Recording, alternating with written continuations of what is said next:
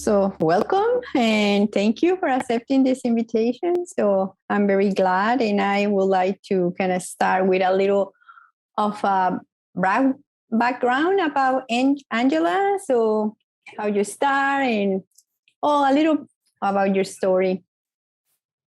Okay. So are you going to ask questions, or are you just going to kind of prompt and then I talk? Start with a little background, and then from there I can start just asking something. No worries. Very, very relaxing. Okay. So I'm a retired dentist turned branding expert, which is kind of a weird path for someone to take from the dental industry. But what happened was I had built this beautiful practice. It was exactly the way that I wanted. And then I got injured. And so I had to figure out what I was going to be when I grew up again. I thought I had it all figured out and I was going to drill until the day I died, but apparently life didn't have that in store. So it took a lot of soul searching to try and figure out, what I could contribute to the world without having a drill in my hand. And so I carried on with my practice for a couple of years, and it was phobic based. So it was for people who were afraid of the dentist, and that patient base takes a lot of extra care. And so trying to get someone to step into my boots was a challenge that eventually it came clear to me that I had to simplify my brand, go back to a very basic practice instead of keeping the vision that I originally had, because I didn't have someone who wanted to step into that. So I eventually got my practice sold, took a year away from that, and just danced professionally to try and give myself some space from the dental industry, because people knew what had happened. And anyone I talked to was kind of feeling a bit sorry for me, which I don't do very well with. And then during that time, I realized, I learned a lot of interesting lessons at the practice. And there was things that happened to me, even though I was pretty young.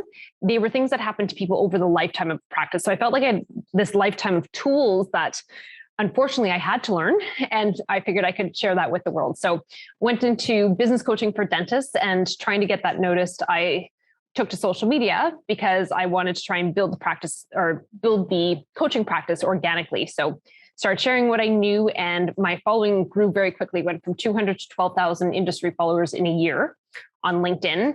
And then people started to come to me asking me if I could help them with their branding. So that's where Unleashing Influence came from, which is my main focus now. I teach people how to be good on camera, how to be engaging, how to use their space, and how to really get their message across in a way that gets the right kind of customers engaged with them. They come across as credible, and they also have the right people watching their content. So they're moving the right clients in the right direction and attracting those right clients to be able to help them.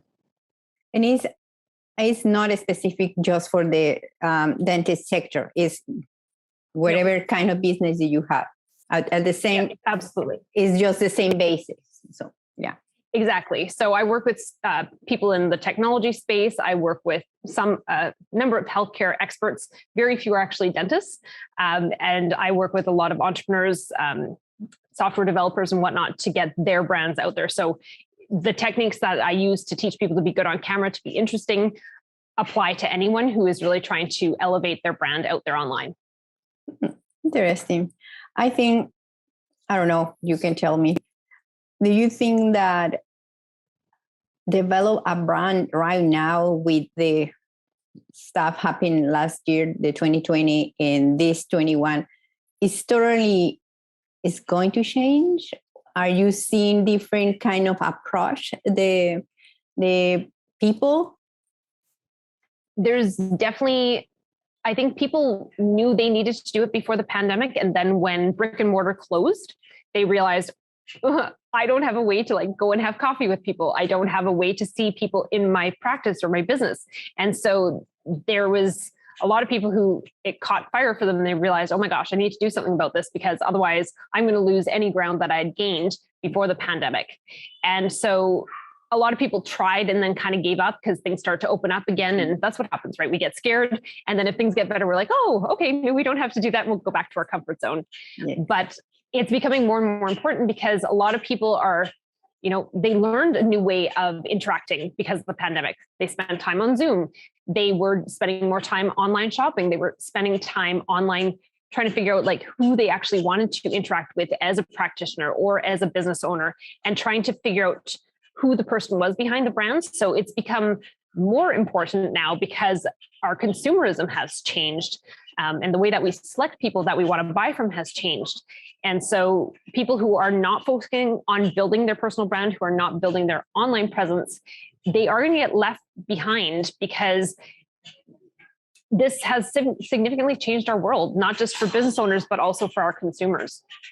And yeah, of course, every time we are used to be in some way. And if it's something changed, you feel like, it's going to gain back to the normal. No, you just have to kind of adapt and keep going, because this is not going to change at all. I think it's going to be even changing more. It's like a push that is not going to stop, and this small snowball is going to be huge. How familiar are you with the omni-canal? Sorry, can you repeat that again? Maybe you hear about the new way to buy stuff, and it's called omni-channel, where the customer is going to see the stuff in the store, go to the house, order online, and ask to the store to send it to the different address. That's an omni-channel. Do you see that coming or not yet? That's a bit out of my wheelhouse, but I do think people are moving that way because we've seen the convenience of being able to order things to our homes and being able to even just investigate things from home, not even necessarily going to the mall and then coming home and trying to figure out where we can get that from. So I know that's more my personal behavior has changed that way more than from an expertise level of what will happen in the future. Right now, do you see that people are more comfortable knowing that the way they were communicating with the customer is totally changing? And do you think they are more open to go to more digital stuff than after the 2020? Than before the 2020? Well, I think they maybe don't want to be open to it, but they're realizing that they do have to do something about it because it's just the way that the world is. And I think the more we lean into that instead of fight it, the better off we're going to be as business owners. What industry do you think was the most affected with this pandemic? I think all sectors were massively affected. I think when it comes to brick and mortar as a whole, not necessarily by certain industry, they were definitely the most affected because there was forced closure. There was no choice but to close your doors. And if you tried to open, then you were in violation and could get into trouble. So I think the online space survived quite nicely. There was a bit of adjustment that had to happen, but brick and mortar had a massive wake-up call as to how vulnerable they are if something like this happens again, and there's desire to have insulation from it in the future. Can you give me an example of what is the difference from before and after about one case of your people that you help? Well, there's definitely been a lot more people coming to me asking for help because they want to insulate themselves from that vulnerability. Mm-hmm. So there's people who, had the brick and mortar, they got shut down. They couldn't see their clients. They couldn't meet for coffee. They couldn't see patients. And so they want to find ways to have an income stream that is not dependent on their brick and mortar location. So looking at developing out education programs or different product offerings that they can sell online. So there's been definitely a push to helping people to consume their service or their product online versus just having it in their brick and mortar store. So I think that's the biggest shift that I've seen with them. Like e-commerce. Yeah, I think, it is. It is. Yeah, and even movement to telehealth and teleconsultation. So even, people were so used to having that ability to have in-person coffees or have them come to their office. And so moving to the ability to have Zoom calls and it not be weird anymore.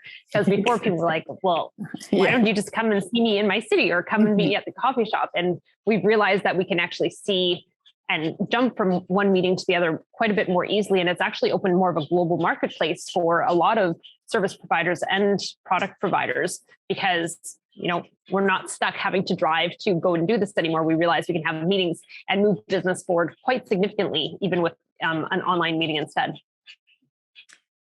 What you can say to somebody who is kind of a little hesitated to go a little more digital and more like the new way to communicate with your customer? What you can say, like maybe 2 or 3 steps that they can start doing it, and feeling a little more comfortable, and maybe later they can just implement 100%.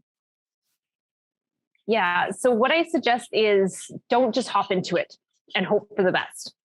Anything that you put out there online is going to be out there permanently somewhere. It might be quite hidden, but it's still going to have a footprint out there. So make sure that you actually have a plan of attack. Understand what your brand is about. Understand who you want to attract, why they're attracted to you, what you offer to the world, and have that really well outlined and well understood before you start putting things out there. And then before you start putting things out there, have a plan of how you're actually going to do it. How often are you going to be appearing on social media? How often are you going to be posting other things than just your own videos or your products? And make sure that you're testing and measuring everything, because it's easy to just throw things out there and be like, oh, I feel good because I did something. And then once you look at the science, you go, oh, it's not actually working. So you can put a lot of effort into your marketing and get nothing for it and feel good about it because you don't know that you're getting nothing for it. So it's really important to make sure that you have first that foundational plan. Make sure you understand what you're doing, but then also test and measure as you go so that you can keep improving, because things are changing all the time. We saw major shifts in the algorithms on LinkedIn in May. If you're on Instagram, they're changing almost on a weekly basis. So there's so many different things that are happening that you have to be on top of. So you can't just cluelessly wander into it and hope for the best. You actually have to be taking this serious. This is a massive opportunity to be marketing what you're doing. And you have to go into it with that kind of mindset, or get someone to come and help you with it so that you are executing well on your strategy. Mm-hmm. Yeah, it is true, because sometimes you feel, oh, I'm already out there. Yeah, but are you connecting with the specific target? And if no, like you said, you're just wasting your time and your money. Yes. Yeah. What else you can share about your journey in this marketing era?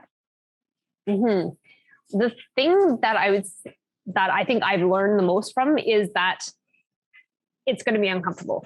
Yeah. The clients that I work with, they're uncomfortable when they're trying to put themselves out there. I was uncomfortable when I started. And I'm someone who's really quite shy naturally. So for me to put myself out there, look people in the eye, is actually a challenge. And so know that you're not alone in that feeling when you're trying to put yourself out there, and you're going to be judging yourself. Other people will give you tons of advice, but I think your intuition, when you do that gut check in and see if things are actually aligned with who you are and what you're trying to do with the world. So bring in that authenticity into it. Then you're going to attract the right people to you. You're going to repel people who don't like you. That's a good thing. You can't be everything to everybody, but the more you are true to who you are and what you think and how you want to be in the world, the more you're going to attract those right people to you. And it hurts at first if not everybody likes you, but if you start to see that polarization of your audience of people who don't like you versus those ones who love you, you're actually doing a really good job with your online presence and your marketing and your social media, because you are hitting the audience the right way. You're authentic. There's going to be people who love that. You're authentic. There's going to be people who hate that. And that is 100% okay. And you have to get used to it. Set your ego aside and know that what you're trying to do is change the world with what you know. And that's the best way to move forward. And you will eventually win and get the right people coming to you. Or at least you know that whatever you are doing it because you feel it, like you said, and that you did it 100% sure that was the best choice that you have with the information that you have it. Because sometimes we say like, okay, sounds good, but do you really put the time to reach look for a specific target and everything. Is like wherever you need to put something out, your product, your whatever you are selling, there is a peace of mind that I put the 100% in this time. No, because maybe in a week you feel like, I have maybe implement something else. No. Yeah. Something else that you want to add to everything about marketing and personal branding? What is the very kind of definition about personal branding? Is us trying to kind of put into the brand, or how do you define that? So personal brands can exist as its own complete thing, or it can be a subcategory of a corporate brand. So really what your personal brand is, your brand as a person, as a professional, as whatever role you play in the world or in your company. And so what it allows you to do is get people to start to know who you are. So a personal brand, you can't just post photos of a product or infographics and whatnot and have people get to know you. Personal brands are really about letting the world get to see who you are, get to hear how you think, see how you be able to hear how you speak, and be able to get a good sense of you. And the personal brands that I find work the best are the ones where people are sharing their knowledge with the world. They're not withholding and being like, oh, I hope someone doesn't steal my idea. Instead, they're actually going, you know what, this is what I know. Love it, leave it, whatever you need to do with it. But it really is about authentically putting yourself out there and sharing what you know so that you can actually change the world and attract the right people because of the generosity with which you share your knowledge. Interesting. Yeah. Seems like we're done. Something more that you want to add to the people who are kind of in this branding, marketing, and all the advertising? Do you have something else to kind of share? If they're struggling with anything, especially with helping to get people on camera or get yourself on camera, I'm always happy to set up a call and just chat about it and help give you some tips to get you running in the right direction so that you can get comfortable and move your brand forward. Because really that's what I want to do, is help the world to get these experts to know what they're doing that can actually help people getting in front of the right people so that they can change the world on a massive scale. Perfect. So that's all, Angela. So thank you so much. Perfect. And you're welcome. See you around. Okay. Take care. Take care. Bye-bye.